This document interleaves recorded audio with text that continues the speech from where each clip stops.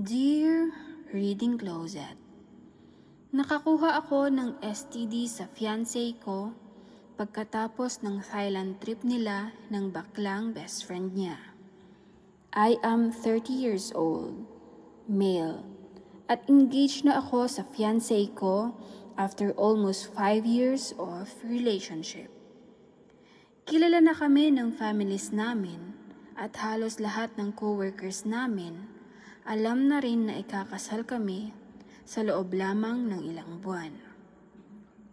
Kaya nung magpaalam siya na magta-Thailand trip siya, kasama yung matagal na niyang best friend na akala naming lahat ay bakla, wala talaga akong naisip na masama.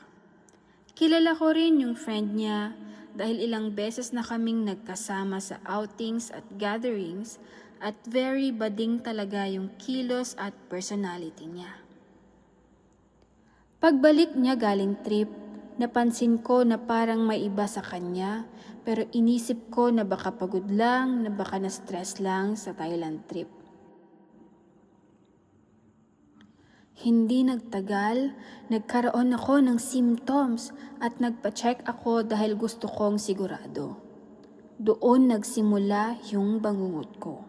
Lumabas sa results na may bacterial vaginosis issue siya at may STD na kailangang gamutin. Nung una, hindi ko matanggap yung findings kasi faithful ako sa buong relasyon namin at wala akong ibang partner bukod sa kanya. Nung kinonfront ko siya, umiiyak agad siya at paulit-ulit na nagsusorry.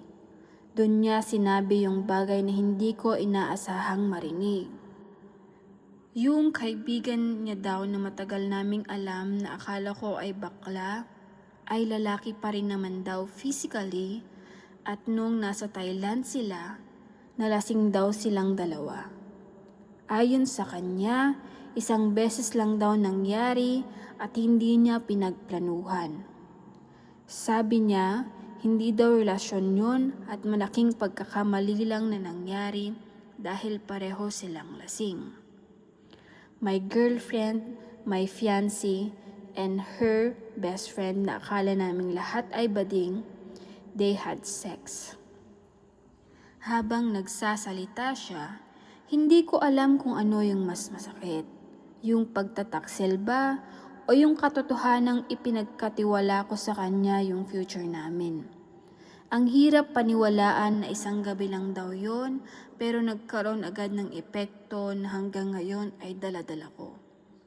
Mas lalo akong nahihirapan dahil ilang buwan na lang sana ay kasal na namin.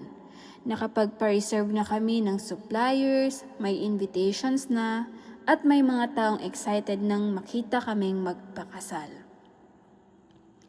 Ngayon, nagmamakaawa siya araw-araw na bigyan ko daw siya ng chance. Sinasabi niya na mistake lang daw yon at hindi niya daw kayang mawala ako. May mga pagkakataon na naiiyak din ako kasi mahal ko pa rin siya kahit sobrang nasasaktan ako. Pero tuwing naiisip ko yung Thailand trip na yon at yung resulta ng tests ko, bumabalik lahat ng galit at disappointment na pilit kong kinakalimutan.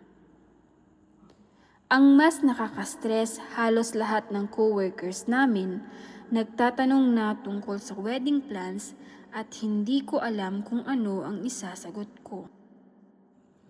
Hindi ko rin alam kung kaya ko pa bang tumayo sa altar, nadala yung nangyari, o kung dapat ko nang tanggapin na may mga pagkakamaling hindi kayang ayusin ng isang sorry lang.